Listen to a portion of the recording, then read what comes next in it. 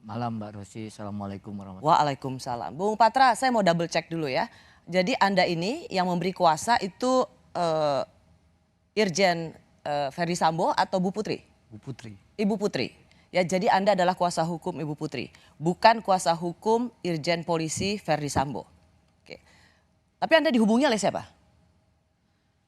Jadi kalau kronologisnya itu 19 saya pulang ibadah haji 19 Juli. Juli ya. Hampir 1 minggu, sudah lebih 1 minggu setelah kasus itu ya? Ya, jadi kalau peristiwa ini kan terjadi itu 8 Juli.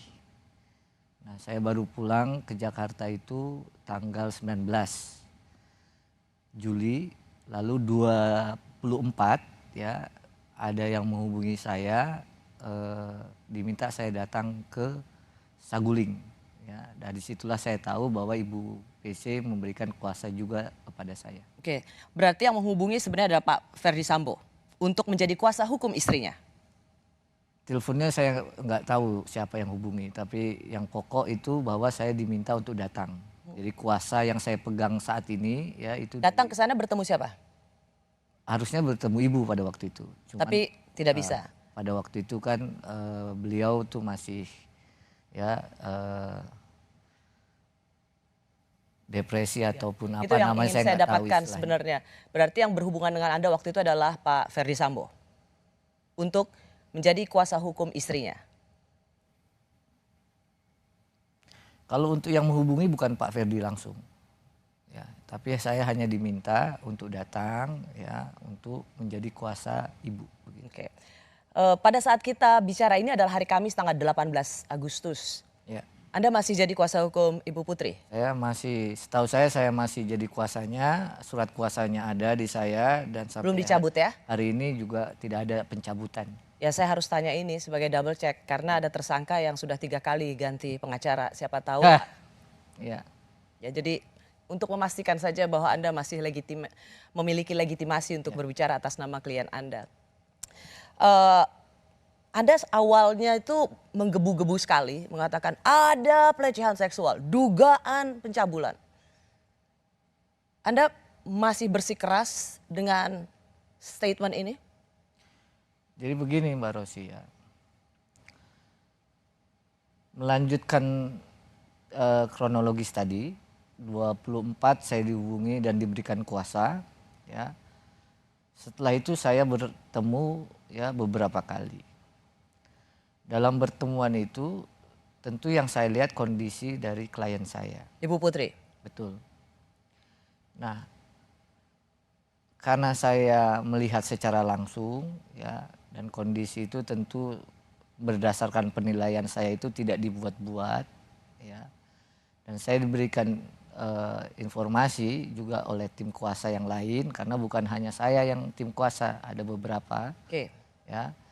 Nah, jadi Anda melihat kondisi Ibu Putri pada waktu itu, oh iya. depresi, stres, Ya. sehingga ketika dikatakan mengalami pelecehan seksual, dugaan pencabulan, Anda percaya?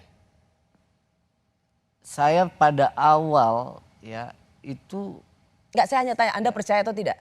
Saya sangat percaya Oke, bahkan. karena kalau Anda ditanya percaya atau tidak lama menjawabnya, jangan-jangan Anda sendiri nggak percaya. Kalau ditanya itu saya sangat percaya, bukan hanya percaya Baik. tapi sangat percaya. 24 Anda diberikan kuasa sebagai pengacara Ibu Putri.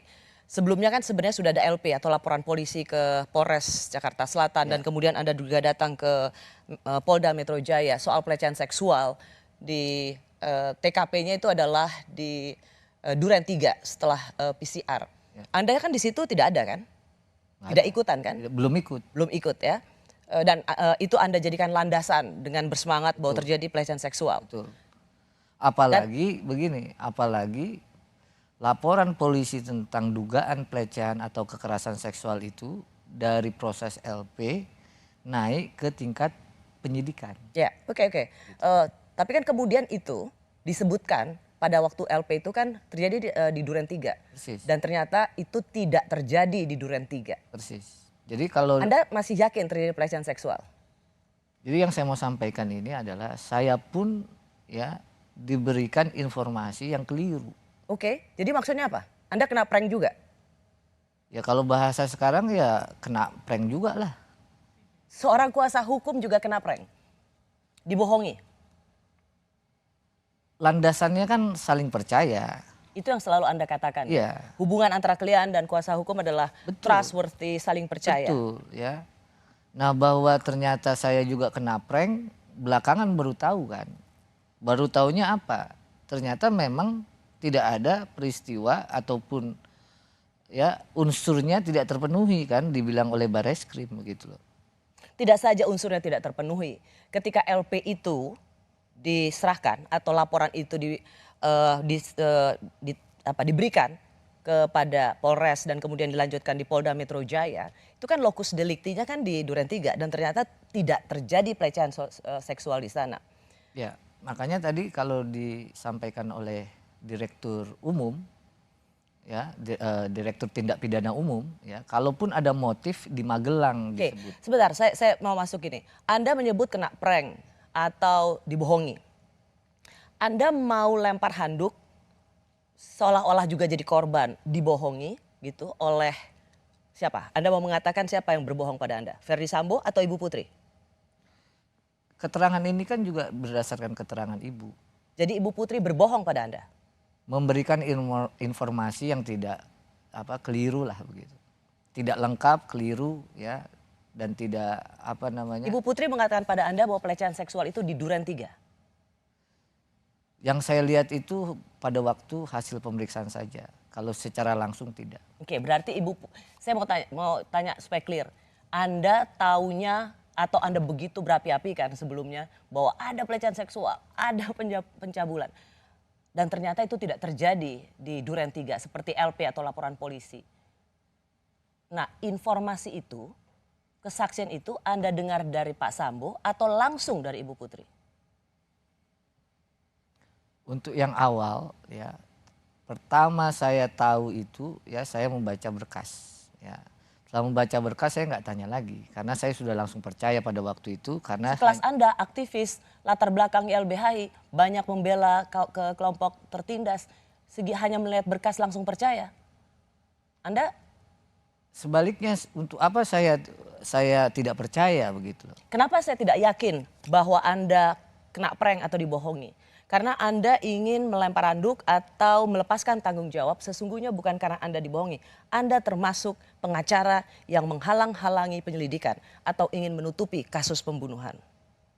Jadi begini, seluruh laporan itu ya itu sudah dilakukan. Makanya saya sampaikan tadi kronologisnya. Kronologis sampai saya diberi kuasa tanggal 24. Proses dari tanggal 8 sampai tanggal 24 itu ya saya tidak ikut. Proses mendampingi pun ataupun melakukan pendampingan ya itu tidak pernah saya melakukan pendampingan ketika memberikan keterangan. Anda begitu bersemangat mengatakan seolah-olah itu terjadi dan sekarang Anda mau lepas tangan. Saya kan nggak tahu, saya kan nggak ikutan. Anda bersemangat sekali loh. Kalau soal semangat dari dulu, nggak sekarang aja gitu loh. Iya semangat ya. Tapi ternyata apa yang Anda katakan bohong. Begini ya, saya mau bilang dua hal. Kasus ini sedang berjalan Mbak Rosi. Kebenaran materialnya pun ya, yang mana yang benarnya nanti ya, itu baru kita tahu di muka persidangan gitu loh. Bung Patra, tersangka Ferdy Sambo sendiri sudah mengakui tidak ada pelecehan seksual di Duren 3. Itu yang ingin saya persoalkan dari Anda yang sejak awal bersemangat ternyata dan kemudian Anda bilang saya juga dibohongi kena prank dan ternyata memang tidak ada pelecehan seksual di Duren 3. Itu yang sudah saya mau tekankan. Ya, itu kalau itu benar, saya nggak bantah itu ya. Dan sekarang Anda ingin mengatakan dibohongi juga? Bukan. Enggak, tadi kan Anda bilang kena prank. Pertanyaan kan ada dua. Satu lokasinya, satu peristiwa kekerasan seksual itu. Kan itu. Oke. Ya. Anda mau mengatakan bahwa secara lokasi dimanipulasi bukan berarti pelecehan seksualnya tidak terjadi. Iya, itu yang saya memang di tim kita itu ada beberapa, termasuk ada tim kuasa yang perempuan begitu. Nah, kalau ditanya itu memang Ibu Putri, itu Ibu Putri. Oke, terus apa hubungannya dengan Anda mengatakan ada tim kuasa hukum, ada perempuan juga? Ya karena ada beberapa yang beredar, dibilangnya yang datang bukan Bu Putri. Gitu. Kuasa hukumnya mirip dengan? Malah dibilang ada yang datang itu kuasa hukumnya begitu. Cuman Anda kan nggak ada di situ, saya tidak melihat Anda dalam visual itu. Memang kalau pada saat pendampingan memberi keterangan ya itu saya belum pernah mendampingi karena tim lain itu tugasnya tim lain ada di sana Pak Arman Hanis misalnya. Kenapa saya tanya ini Bung Patra, Anda kan nggak ada di sana. Bagaimana Anda bisa menjawab bahwa ya itu emang Bu Putri? Karena banyak yang kok beda sekali dengan foto-foto yang beredar selama Saya udah berapa kali lah bertemu sama ibu melihat gitu ya. ini Ibu Putri ya? Ya ini Bu Saya, Putri. saya ingin bertanya begini, apa? 9 Agustus hari Minggu, Ibu Putri pertama kali yang muncul, ia datang ke Makobrimob dan kemudian diberikan semacam apa? Konferensi pers singkat. Kalimat pertamanya adalah saya mempercayai dan tulus mencintai suami saya dan selebihnya dan seterusnya dan seterusnya. Ini redaksional statementnya dari siapa? Ibu Putri lah yang ngomong. Ibu Putri yang bicara. Bukan dirancang oleh kuasa hukum. Pengetahuan saya nggak ada yang rancang-rancang. Saya menanyakan ini karena apa hubungannya mempercayai dan tulus mencintai suami saya itu harus menjadi sebuah pesan bagi publik. Nah, kalau itu saya nggak tahu Mbak Rosi karena yang ngomong beliau ya kan, pikiran beliau, ucapan beliau ya kan, saya nggak tahu kalau ditanya itu. Oke, kalau itu murni dari pemikiran seorang Ibu Putri bisa berbicara di depan kamera, di depan wartawan, tapi tidak bisa berbicara di depan Komnas Perempuan, tidak bisa bicara di depan LPSK. Ya konteks bicara ini kan pada saat ya suaminya itu ditahan di Makobrimob ya. Jadi alangkah wajarnya bahwa beliau mau ngantarin pakaian dan bertemu, itu konteksnya. Kalau konteks diperiksa itu memberikan keterangan itu beda lagi. Bukan, Begitu loh. bukan. Bu Putri bisa tidak memberikan keterangan di depan kamera, belasan kamera TV di sana dengan puluhan mic dan handphone di sana, tapi Ibu Putri memilih untuk berbicara. Setelah suami ditahan pun dalam beberapa kali kesempatan di LPSK dan Komnas Perempuan juga tetap tidak bisa bicara. Bisa bicara depan umum, tapi tidak bisa bicara dalam lingkup private di LPSK dan Komnas Perempuan. Jadi begini, kalau untuk pemberian keterangan sifatnya pro justisia maupun pemeriksaan pemberian keterangan ya itu ada tim psikolog ya, tim psikolog dan juga itu berdasarkan ya kemampuan dan atau bisa atau tidaknya si ibu memberikan keterangan. Nah itu konteksnya. Ya justru itu di depan Makobrimob kan tidak ada Nah, kalau di pendampingan psikolog klinis, psikolog Ya, forensik dan lain sebagainya, tapi bisa bicara. Ya. Di LPSK ada psikolog, di Komnas Perempuan juga mereka yang terbiasa memberikan pendampingan pada korban, nggak bisa juga. Sebenarnya setahu saya ya pada waktu beliau itu datang ke Makobrimob itu nggak ngasih tahu wartawan sebenarnya. Harusnya itu ya nggak ada. Oh itu justru Anda tidak menjawab pertanyaan saya. Ada tidak memberitahu wartawan, ada wartawan tapi kan tetap bisa bicara. Anyway, kalau Anda tidak bisa jawab ini tidak apa-apa, tidak akan saya kejar lagi. LPSK selama ini mengatakan bahwa tidak dapat menggali informasi. Bu Putri hanya mengatakan malu Mbak, malu Mbak. Malu karena apa? Konteksnya yang dimintai keterangan LPSK ya. Ya. Kalau dimintai keterangan LPSK itu yang setahu saya ini tentu pengetahuan saya Mbak Rosi ya. Pada saat dimintai ya kondisinya lagi down lagi begitu. Ya. Jadi hanya dapat mengatakan hanya bisa menangis dan malu. Oke. 40 diterapkan, kalau 340 diterapkan, kecil kemungkinan terjadi itu. Tentang kejahatan terhadap kesopanan dan atau perbuatan memaksa seseorang dengan kekerasan atau ancaman kekerasan dan atau kekerasan seksual. Berdasarkan hasil gelar perkara tadi sore, kedua perkara ini kita hentikan penyidikannya karena tidak ditemukan peristiwa pidana. Jadi yang bohong siapa? Apa itu? Yang bohong maksudnya? Yang bohong? Nah, statementnya kan tadi begitu, kecil kemungkinan. Kalau dibilang kecil berarti ya bukannya nggak ada, tapi kecil kemungkinannya. Oh, kan gitu. Dirtipidum sudah mengatakan tidak ada tindak pidana pelecehan seksual. Itu tadi kan dibacakan kecil kemungkinan. Yang dinyatakan tuh kecil kemungkinan. Kenapa? Ya betul, karena kalau 340 ya pembunuhan berencana beda dengan 338, menghilangkan nyawa orang. Bagaimana mungkin ada ya pemicu kalau itu sudah direncanakan. Bung, lokusnya sudah berganti. Oke, tidak ada pelecehan seksual di Nah, kalau ini yang saya bilang tadi ya. Lokusnya lokusnya berganti. Anda ingin mengatakan bahwa berbohong soal lokasi di mana pelecehan seksual itu terjadi bukan berarti pelecehan seksualnya tidak ada. Bahwa berbohong soal lokasi, tetapi Anda yakin pelecehan seksualnya tetap ada, yaitu di Magelang.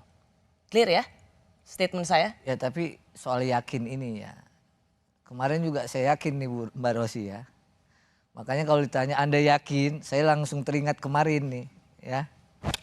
Ya. Gimana sebagai kuasa hukum aja nggak yakin sama kliennya? Makanya saya bilang itu, yang saya sampaikan ini ya berdasarkan keterangan ya, keterangan orang, keterangan saksi, bukan saya yang lihat langsung. Dan ketika BAP yang Anda tunjukkan itu ada juga adalah keterangan Ya, dari keterangan, tersangka, sang ya, suami. Oke. Bukan keterangan, pokoknya keterangan ya dari orang ya. Nah, oleh karenanya yang saya mau bilang bahwa nanti baru kita tahu kalau sudah diuji di persidangan. Persis. Itu tidak perlu sekolah hukum untuk Ya, tahu seperti itu. Tapi kan Mbak Rosi bilang Anda yakin. Nah, kalau yakin saya mau bilang apa? Nggak bilang. Karena sebelumnya yakin ternyata kena bohong. Tapi kalau emang itu kejadian saya bilang nggak yakin, salah juga saya. Pertanyaan saya soalnya begini, ketika pelecehan seksual, sebentar ya, saya mau mendudukan ini menjadi biar fair ya, berbohong soal lokasi di mana pelecehan seksual itu terjadi, tetapi clear bahwa tadi saya sudah ulangi, bukan berarti pelecehan seksual itu tidak terjadi, bohong soal tempat, tapi peristiwa pelecehan seksualnya tetap terjadi.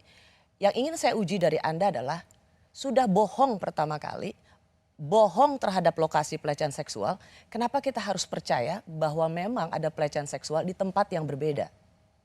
Kalau soal percaya nggak ada kewajiban maupun larangan mau percaya apa enggak sebenarnya ya. Tetapi yang saya mau bilang adalah ini peristiwa ada orang meninggal dunia ya di rumah seorang jenderal ya, dan jenderalnya itu ada di tempat. Di rumah itu gitu loh. Ini yang Anda tidak tahu kan? Anda kan tahunya bahwa itu tembak menembak skenario awal. Iya, sebelumnya kan gitu.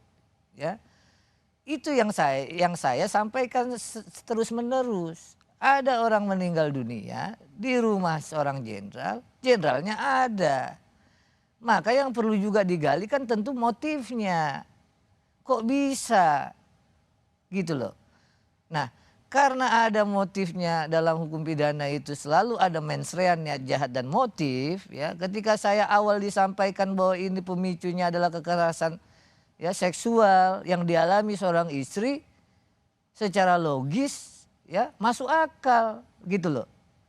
Tapi apakah saya tahu persisnya dan kejadian itu misalnya ternyata bergeser sekarang di Magelang ya, itu yang saya berulang-ulang nanti kita uji begitu loh. Tapi yang paling pokok yang perlu dipikir juga adalah terutama nanti hakim yang memeriksa kasus ini ya, ada orang meninggal dunia di rumah jenderal, jenderalnya ada begitu loh. Dan dia yang membunuh dengan perencanaan, makanya kena pasal 340. Nah, kalau itu nanti putusannya terserah putusannya. Begini, ya gitu. Saya ingin mengatakan bahwa Anda ini mewakili Bu Putri secara genuine nggak? Bukan hanya genuine, ini murni. Kalau genuine kan asli.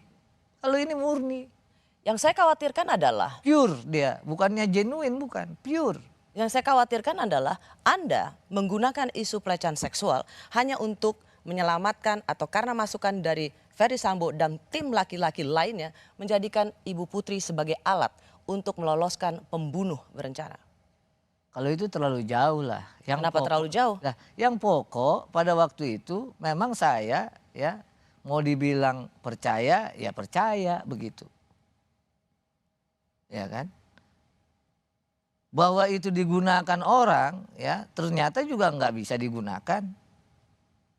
Ya dong, orang sekarang dakwaannya atau sangkaannya bukan hanya 338 tapi disangka juga melakukan perbuatan sebagaimana diatur dalam 340 gitu loh. Menko Polhukam bahkan Pembunuhan berencana. Menko Polhukam bahkan ikut berencana tidak ada pelecehan seksual. Cerita-cerita laporan pemeriksaan itu yang mengerikan, campur, menjijikkan. Sebagai kuasa hukum, apa tanggapan Anda? Campur gimana? Campur? Tidak ada pelecehan seksual. Cerita-cerita laporan pemeriksaan itu mengerikan, campur, menjijikkan. Ya karena itu belakangan diketahui ya bahwa isu pelecehan seksual itu supaya tidak ada yang namanya dakwaan atau sangkaan ya itu 340 berencana. Itu mungkin yang dibilang Pak Menko Polhukam itu gitu loh. Dan itu sudah dikoreksi oleh penyidik karena ada tim sus, kan itu ceritanya. Kalau Anda mewakili Ibu Putri, Anda sendiri sudah mendengar kesaksian dari Ibu Putri? Atau Anda mendengar ini sebelumnya dari sang suami? Saya ini ya sempat membaca. Ya. Bukan, pertanyaan saya mendengar langsung dari Ibu Putri, bukan membaca. Mendengar langsung keterangan Ibu Putri tentang apa yang dialaminya dan apa yang Kalau dia mendengar lihat. langsung saya enggak. Oh jadi nggak pernah? Sebagai kuasa hukum Ibu Putri, Anda nggak pernah mendengar langsung apa yang terjadi pada dirinya? Gimana mau dengar langsung, nangis saja, LPSK datang dia nangis, saya yang datang nangis, gimana mau nanya? Jadi Anda hanya baca? Iya. Orang kan harus ada empatinya Mbak Rosi. Orang misalnya datang ke rumahnya ya kita mau nanya apa kalau dia lagi nangis, dia lagi depresi. Makanya saya kaitannya dengan keterangan saya berikutnya. Meskipun ketika saya mencoba berbicara juga dan saya mendapatkan informasi dan itu juga dikatakan secara terbuka, depresi, stresnya tidak bisa didefinisikan melulu karena pelecehan seksual. Bisa juga apa yang dialaminya. Kalau Anda tidak bisa bicara langsung dengan menggali atau apa mendengar apa yang menjadi kesaksian Bu Putri. Jadi sebenarnya Anda nggak tahu apa-apa ya? Kalau dibilang untuk kejadian peristiwa yang dia sampaikan yang di prank ini ya, saya nggak tahu apa-apa.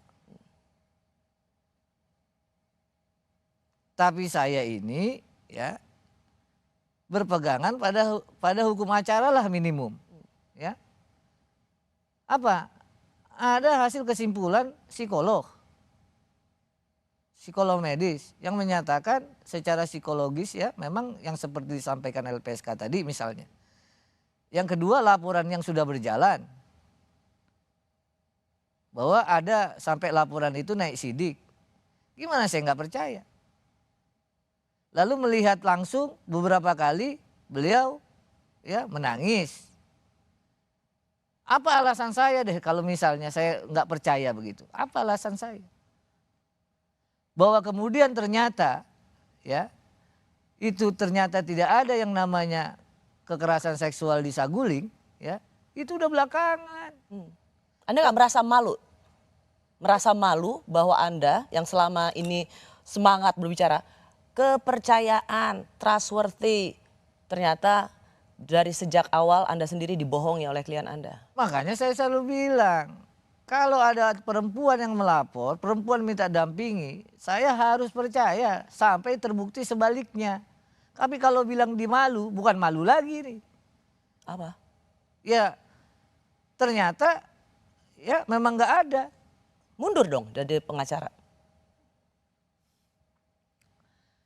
Ini kalau mau mundur ya ataupun misalnya saya saya harus ngomong juga secara langsung begitu. Dari tempat kejadian perkara semua sudah jadi tersangka. Hanya tinggal istri Irjen Verdi dari LPSK bahwa ada amplop titipan bapak. Ada upaya menyuap LPSK? Kalau cerita itu saya nggak tahu lah. Nggak tahu. Nggak tahu sama sekali. Saya itu tahu itu ya waktu ada wawancara di CNN. Ada juga yang bilang begitu. Saya bilang nggak tahu saya. Orang jarang juga saya nonton TV. Bahwa itu kan bukan soal nonton TV. Ya, Ini maksud kan tentang waktu itu klien maksud Anda itu saya, sedang diperiksa di Polda Metro Jaya. Jadi tidak saja ada LPSK, di situ juga kemudian ada perwakilan dari Kementerian Perempuan dan Perlindungan Anak dan kemudian ada titipan dari Bapak. ya saya tahu. Harusnya Anda tahu dong. Enggak lah. Kan Anda mendampingi klien Di mana? di Polda Metro Jaya waktu itu. Enggak, kan saya bilang waktu pemberian keterangan saya nggak pernah dampingin. Nggak pernah. Pertanyaannya kan jadi begini, kalau memang perlu dilindungi oleh LPSK kenapa harus menyuap ya? Ya makanya saya nggak tahu cerita soal ada titipan amplop coklat itu, nggak tahu saya, ya kan? Ngapain juga dititipin amplop coklat itu? Ini menurut Anda merugikan klien Anda nggak, Ibu Putri? Ya saya peristiwanya nggak tahu, apa ada apa nggak tahu juga. Kaitan kalau ditanya soal kaitan amplop coklat itu saya nggak tahu. Anda nggak nanya juga pada tim yang lain soal kenapa bisa ada amplop coklat? Sama jawabannya sama saya. Kalau tanya tim yang lain bilang nggak tahu kalau soal itu mah, ya kan? Nggak tahu kalau soal amplop coklat. Anda tadi mengatakan bahwa soal dibohongi, ya kan? Menurut Anda siapa yang paling bertanggung jawab orang yang membohongi Anda? Jadi gini ya, ada dua yang saya mau sampaikan. Ya. Apa ternyata yang saya baca itu, ya itu tidak benar. Ya. Nah yang saya baca itu kan tadi itu. Ya, bahwa berkasnya sesuai dengan SP2HP pada waktu itu ya sudah naik sidik, sudah ada yang namanya saksi-saksi dipanggil kan begitu. Sudah ada hasil dari misalnya tim psikolog. Itu yang saya baca begitu loh. Dari dasar itu ternyata ya itu naik sidik pada waktu itu loh, konteksnya pada waktu itu. Nah, karenanya tentu saya bicara ditanya ya sesuai dengan apa yang saya baca dokumennya. Begitu. Nah, kalau misalnya jadi Anda itu, mau menyalahkan dokumennya, saya mau tanya orangnya. Anda nyalahin dokumennya? Kan itu pasti ada itu orang. tadi ada keterangan saksi, ya ada hasil psikolog. Kan Saksi itu. siapa? Saksi yang di rumah itulah. Yang ada ajudan dan termasuk ada Pak Ferry Sambo. Ya saya nggak terlalu detail lah itu yang itu kan prosesnya masih waktu itu kan di Polres Jakarta Selatan sama di Polda. Gitu. Jadi hanya mengandalkan membaca dokumen laporan Anda percaya? Ya percayalah, karena apa? Karena yang saya mau bilang adalah itu keterangan atau alat buktinya. Bahwa itu benar terjadi apa enggak sebenarnya kan memang belum. Karena ini kan proses hukumnya berjalan. Begitu loh. Sekarang saya tanya sama... Anda merasa khawatir nggak bahwa klien Anda kan di TKP itu hanya satu meninggal dan lainnya sudah jadi tersangka. Kecuali klien Anda Ibu Putri. Dan sekarang banyak desakan untuk menjadikan Ibu Putri juga tersangka. Makanya saya kembalikan lagi. Ya. Kalau nanti di persidangan ternyata ada informasi keterangan saksi berbeda ataupun nanti diuji berbeda lagi, ya kan? Mana saya tahu, begitu loh, ya kan? Nah, yang pokok adalah dalam sistem ini, peradilan ini, ya baru nanti kita tahu Mbak Rosi sebenarnya ya. Seperti kasus yang kemarin itu ya. Kasus perkara yang di sidang itu misalnya sianida kan, itulah kebenarannya berdasarkan putusan majelis. Apa benar terjadi begitu? Belum tentu. Ya, itu pertanyaan ya kita di persidangan. Tapi pertanyaan saya adalah apakah Anda cukup mencemaskan klien Anda itu berpotensi jadi tersangka? Kalau itu saya nggak ngajari penyidik lah. Penyidik ini udah ditarik loh ke Barreskrim, ada tim khusus malah ya yang mengawasi. Tentu lebih ilmunya untuk soal penyidikan ya itu Barreskrim yang lebih tahu begitu loh. Karena begini, saya ingin juga berempati dengan apa yang terjadi pada Ibu Putri. Meski di luar sana ketika Ibu Putri di Makobrimob menangis dengan menyatakan sedikit kalimat dengan emosional, semua orang mengatakan bahwa itu nangis buaya, berpura-pura. Tapi saya ingin mencoba juga fair. Bahwa ini situasi yang tidak mudah bagi dia. Saya itu dari tadi merasa bahwa Anda sesungguhnya tidak secara pure membela Ibu Putri. Tetapi Anda membawa suara Irjen Polisi Sambo untuk menggolkan desainnya. Gimana saya, ini kan Hubert ngomong. Kalau dia lawan, saya ngomong apa aja nggak percaya. Tapi kalau dia kawan, nggak butuh penjelasan. Saya ini advokat, diberi kuasa ya saya bela. Sesimpel itu. Dan berkas saya baca, ya itu membuat saya percaya. Apakah dia benar? Saya sudah bilang standing point saya, nanti kebenaran materialnya di persidangan. Saya merasa Anda begitu bersemangat mengatakan semua tindak pidana lainnya harus dikesampingkan kalau ada korban pelecehan seksual. Apalagi dengan ada undang-undang terbaru, tindak pidana kekerasan seksual. Tetapi yang saya takutkan adalah Anda dan tim Verdi Sambo menggunakan undang-undang tindak pidana kekerasan seksual yang berpihak pada korban. Menjadikan kasus ini sesungguhnya hanya untuk meluluskan, menguatkan desain kebohongan tersangka pembunuhan berencana dengan menggunakan seorang perempuan yang sangat lemah. Bu Putri hanya dijadikan alat untuk meloloskan pembunuh. Kalau soal desain, ya itu saya nggak tahu menau. Ya, desain tadi ya, bicara desain. Nggak ada saya tahu sebelum pemeriksaan sebagai tersangka ataupun pemeriksaan perkara saksi-saksi lain saya tahu. Nggak ada. Saya nggak pernah itu. Dan saya sekali lagi bilang ya, pikiran saya amat sederhana. Ada laporan klien saya ya, dan di berkas itu dibilang adalah korban kekerasan seksual. Maka saya harus percaya. Kenapa percaya? Ya begitu memang. Sampai ternyata terbukti sebaliknya. Terbukti sebaliknya ini yang disampaikan oleh Pak Kabar Eskrim gitu loh. Kalau dibalik pertanyaannya, kenapa saya nggak harus percaya? Orang begitu kok, keterangan saksinya begitu, asesmen tim psikolog begitu. Begitu saya bertemu beberapa kali, memang beliau terlihat ya menangis, dan saya kan ada feeling juga. Feeling terhadap? Ya memang ini orang, ya memang beliau ini memang mengalami satu ya tekanan dan seterusnya gitu. Tekanan? Ya nggak tahu tekanan, ya maksudnya istilahnya tuh dia secara psikologis kan tertekan pasti. Gitu loh. Apa yang Anda akan lakukan jika Ibu Putri jadi tersangka?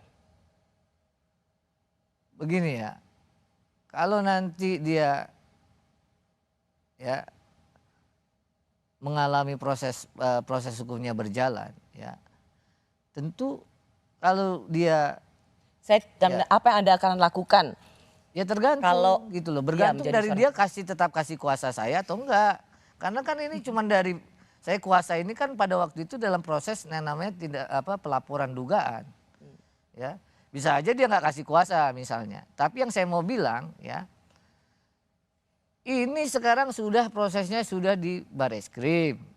Apakah ditetapkan jadi tersangka atau tidak ya, saya kira itu kewenangan. Jangan juga Bareskrim misalnya didorong ya, ternyata tidak ada urgensinya menjadikan. Jangan menjadikan tekanan publik untuk menjadikan Ibu Putri tersangka kemudian jangan juga karena ada tekanan, ada juga ya desakan dari banyak pendapat masyarakat yang semestinya memang nggak signifikan dan atau secara proses hukum klien saya jadi tersangka dijadikan tersangka. Persis, saya rasa gitu semua juga memiliki pandangan yang sama. Saya berharap Anda sungguh-sungguh menjadi pembela seorang perempuan yang saat ini dalam keadaan lemah. Dan bukan menjadi pengacara yang terlibat dalam desain besar yang hanya menjadikan Ibu Putri sebagai alat. Itu saja. Insya Allah ya, dengan izin Allah. Semoga Anda dapat dipercaya.